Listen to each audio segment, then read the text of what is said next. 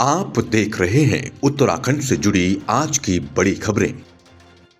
उत्तराखंड के चमोली जिले में रैणी गांव में अभी भी लोग दहशत में हैं। गांव वालों को अंदेशा है कि रेडियो एक्टिव डिवाइस से निकलने वाली गर्मी से ही रविवार को बाढ़ आई थी। रविवार को ग्लेशियर टूटने के बाद भयंकर बाढ़ आई थी, जिसमें यहां के लोगों ने काफी नुकसान झेला। बीते शनिवार को आपदा के 7वें दिन तपोवन स्थित सुरंग में बड़ी मशीन से ड्रिल किया जाएगा। बता दें कि राहत बचाव कार्य जारी है। आपदा में लापता 206 लोगों में से अभी तक 38 शव बरामद हो चुके हैं। वहीं 166 लोग अब भी लापता हैं, जिनकी तलाश जारी है। रेस्क्यू ऑपरेशन चल रहे हैं। जो लोग बाढ़ के पानी के साथ या मलबे में दब गए होंगे या बाढ़ के पानी के साथ बह गए होंगे, उनकी तलाशी अभियान पूरी अलकनंदा रिवर का जो स्ट्रेच है डाउन स्ट्रीम ऑफ मरवाड़ी या फिर तपोवन, वहाँ पर चल रहा है। उसमें पुलिस, SDRF, NDRF, हमारी जो लोकल पुलिस है, राजस्व की टीमें हैं, और उसी के साथ नेवी के डाइवर्स भी हैं। पूरे इलाके में तलाश कर रहे हैं कि कहीं कोई व्यक्ति अगर हो तो उसे खोजा जाए। उसी के साथ जो टनल के अंदर है वहाँ रेस्क्यू अभियान चल रहा है। आज शाम तक पता चलेगा कि एग्जैक्ट पोजीशन क्या है, कितने लोग हैं। झील बनने की सूचना पर डीजीपी अशोक कुमार का बयान। भेजी गई टीमों ने की रेकी झील से हो रहा है रेगुलर पानी का डिस्चार्ज। एहतियात के तौर पर लगाया जाएगा ऑटोमेटिक वार्निंग सिस्टम। फिलहाल झील के पास SDRF की टीमों को किया गया है तैनात। मिले हुए शवों में 13 मृतक लोगों की हो चुकी है शिनाख्त। झील की सूचना आई थी रिमोट सेंसिंग डाटा से। उसमें हमने ग्राउंड रेकी के लिए SDRF की टीम भेजी थी। कल 8 लोग गए थे उसमें। वो कल ही वहाँ पहुँच गई थी। 4200 मीटर की हाइट पे है, 14,000 फीट की जो झील। और बट लकीली उसमें अच्छी बात यह है कि झील से रेगुलर पानी का डिस्चार्ज हो रहा है, तो इसलिए खतरा नहीं है। फिर भी वार्निंग सिस्टम लगाने की ज़रूरत है, तो एक ऑटोमेटिक वार्निंग सिस्टम लगाएंगे। एक पैंग गाँव में, एक रैनी गाँव में, एक तपोवन में, तो जिससे कि सायरन बच जाया करेगा भविष्य में। तो उसको अभी जब तक वो ऑटोमेटिक नहीं लगता तब तक के लिए मैंने SDRF की टीमें खड़ी कर दी हैं जो अर्ली वार्निंग सिस्टम का काम करेंगे। और बाकी जो है ऑपरेशन हमारे चल रहे हैं, सर्च ऑपरेशन चल रहे हैं। इसके बीच में बॉडीज़ भी 13 आइडेंटिफाई हो गई हैं 10 की बजाय, ठीक है। और जहाँ मलबा है उस पर भी हमने वो लगाए एक्सकेवेटर वगैरह। प्रयास चल रहा है कि जो है और ज़्यादा सर्च हो सके। जहाँ तक टनल की बात है, टनल में जो ड्रिल कर रहे थे उन्होंने वो छोटा ड्रिल कर रहे थे, उससे उन्हें पता लगा लिया कि उसमें बड़ा ड्रिल पॉसिबल है। अब वो 1 फुट के डायमीटर का वो करेंगे, जिससे वहाँ पे ड्रोन कैमरा वगैरह सब भेजे जा सके। ऋषिकेश कर्णप्रयाग रेल परियोजना से प्रभावित 4 गांवों के काश्तकारों ने आज रेलवे विकास निगम और जिला प्रशासन के खिलाफ जमकर मुर्दाबाद के नारे लगाए। ग्रामीणों का कहना है कि रेलवे द्वारा काश्तकारों को अभी तक भूमि का मुआवजा पूरा नहीं दिया गया और न ही भूमि प्रभावितों को रोजगार दिया गया, जिससे नाराज ग्रामीणों ने आज रेलवे द्वारा कराए जा रहे निर्माण कार्य पर रोक लगा दी, जिससे प्रधानमंत्री मोदी जी के ड्रीम प्रोजेक्ट के अधर में लटकने के कयास लगाए जा रहे हैं। क्या कुछ मांगे आप लोगों की? हमारी मांग है वो रेल वाले ऐसे धोखा छोका कर रहे हैं। कई दिनों से बुलाया उन्होंने कि यहाँ मीटिंग में आए थे, दूर से आए। अब न तो यहाँ सक्षम अधिकारी है, न तो कोई ऐसे ही पागल को बना रहे। क्या चाहते हैं आप लोग क्या मांगे? हम सही बातें चाह रहे हैं, जो सही बातें हो रही हैं। कानून जिस पर लागू एक पे लागू हो तो सभी को लागू हो। ठीक है।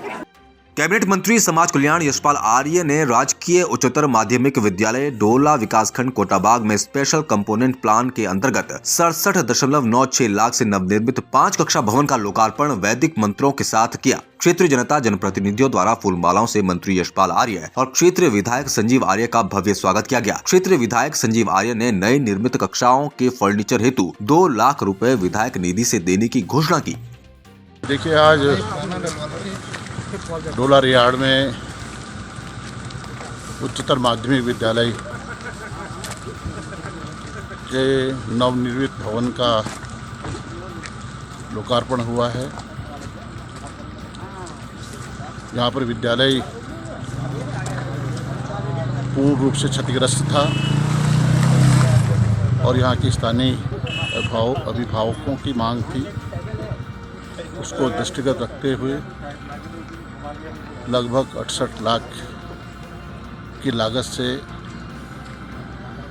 इस भवन का निर्माण हुआ है। और मुझे विश्वास है कि इस भवन के निर्माण के उपरांत जो हमारे यहाँ के छात्र छात्राएँ हैं उनको बेहतर सुविधा मिलेगी।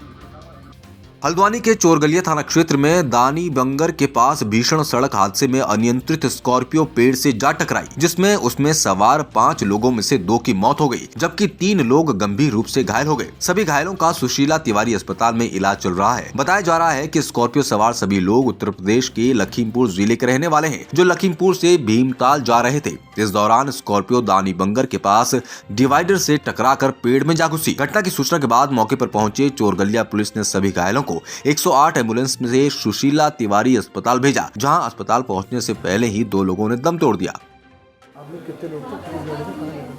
5 लोग हम जा रहे थे लखीमपुर खीरी से भीमताल जा रहे थे। भीमताल में जगह पड़ी है सैलन सिंह के नाम, जो सैलन सिंह यहाँ पे हैं, साथ में ही हैं।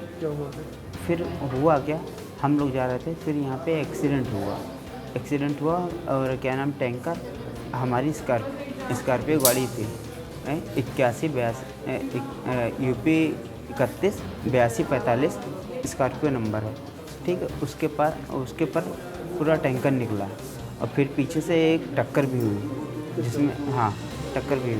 जिसमें अब हमारे 2 साथी बिल्कुल डॉक्टर साहब जो बता रहे हैं वो नहीं रहे हैं, और 3 लोग हम लोगों को बहुत ज़्यादा चोट आई है। तो उसी चक्कर में हम लोगों को बहुत ज़्यादा चोटें आई। पौड़ी के नवनियुक्त जिलाधिकारी विजय कुमार जोगदंडे ने पदभार ग्रहण कर लिया है और पदभार ग्रहण करने के बाद आज पौड़ी के कलेक्ट्रेट परिसर का निरीक्षण करने के बाद उन्होंने संबंधित अधिकारियों के साथ बैठक भी की। उन्होंने कहा कि वो पहले भी पौड़ी में मुख्य विकास अधिकारी के रूप में कार्य कर चुके हैं और पौड़ी की भौगोलिक परिस्थितियों से रूबरू है। उन्होंने कहा कि यहाँ पर विकास करने के विभिन्न माध्यम है और पौड़ी को विकास की गति देने के लिए कृषि बागवानी के क्षेत्र में भी तेजी से कार्य करना होगा। जनपद में मैंने अभी ज्वाइन कर लिया है और जनपद में पूर्व में मैंने कार्य किया है काफ़ी 3 साल पहले। उस समय हम लोगों ने काफ़ी विकास योजनाओं का प्रारंभ किया था।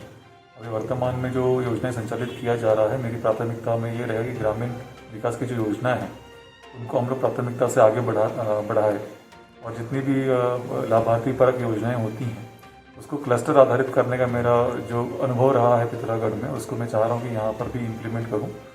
दूसरी बात यह है कि जितनी विभागीय योजनाएं संचालित किए जा रहा है उसका समय से उनका पूर्ति करने का मेरा प्रयास रहेगा, ताकि उसमें भौतिक प्रगति और वित्तीय प्रगति शेड्यूल के अनुसार ही उसमें आती रहे, विलम्ब से कोई योजना का प्रगति ना आए, इसका मेरा पूरा प्रयास रहेगा। लालकुआं कोतवाली क्षेत्र में बेखौफ चोरों का आतंक जारी है। 15 दिन में हुई दूसरी वारदात। कल रात में लगातार 3 दुकानों के ताले तोड़कर हजारों की नकदी सहित सामान ले उड़े चोर। आज सेंचुरी पेपर मिल के निकट गौला मार्ग पर बेखौफ चोरों ने देर रात सिलसिलेवार तरीके से नासिर चिकन शॉप का ताला तोड़कर के सहारे से दुकान के अंदर रखा गल्ला, जिसमें हजारों की नकदी बताई जा रही है, साफ कर दिया। वरिष्ठ पुलिस अधीक्षक ने कोतवाली का निरीक्षण करते हुए कोतवाली पुलिस को व्यवस्थाएं दुरुस्त करने के निर्देश दिए। वरिष्ठ पुलिस अधीक्षक प्रीति प्रियदर्शनी कोतवाली का निरीक्षण करने पहुंची, जहां उन्होंने मालखाना, शस्त्रों और कर्मचारी बैरक का निरीक्षण करते हुए व्यवस्थाएं दुरुस्त करने के निर्देश पुलिस को दिए। उन्होंने बताया कि कोतवाली पुलिस को लंबित विवेचनाएं पूरी करने और मुकदमों से संबंधित मामलों का निस्तारण करने का निर्देश पुलिस को दिए गए हैं।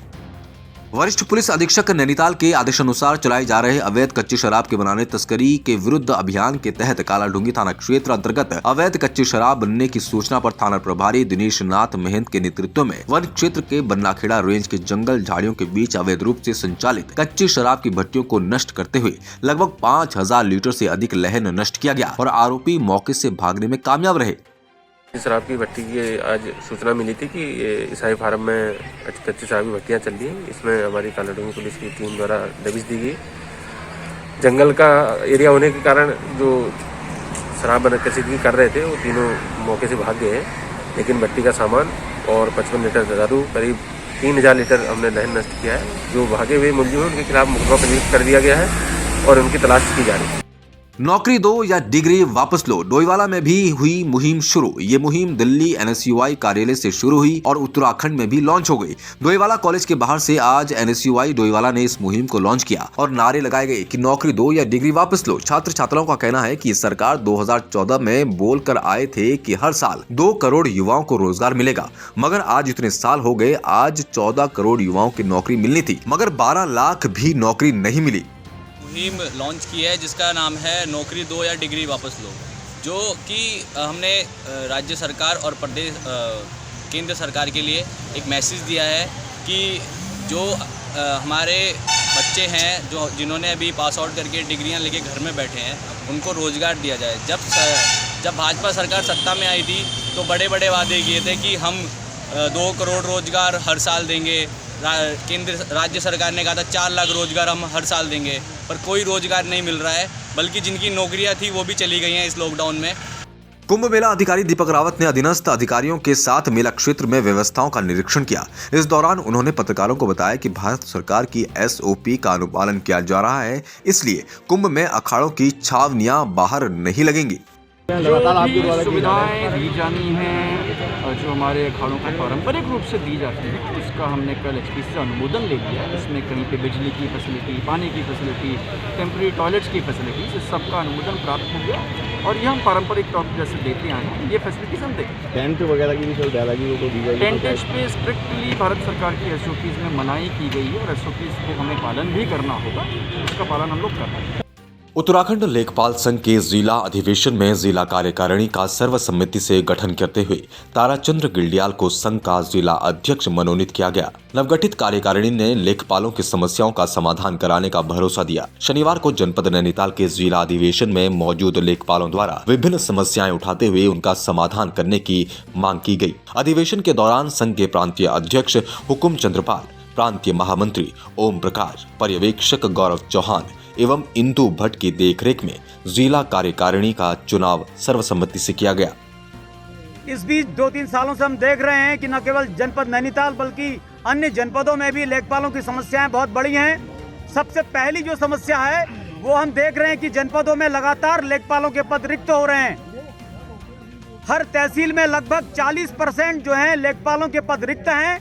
तो हम जनपद के माध्यम से शासन स्तर पर यह मांग को उठाएंगे कि अविलंब राजस्व उप निरीक्षक पदों पर, लेखपाल पटवारी के पदों पर तुरंत भर्ती हो ताकि बेरोजगार व्यक्ति को, बेरोजगार छात्र को तुरंत नौकरी मिले। हिमालय दर्पण उत्तराखंड पर आप देख रहे थे उत्तराखंड की बड़ी खबरें। बाकी अपडेट के लिए बने रहें हमारे संग और देखते रहें हिमालय दर्पण उत्तराखंड।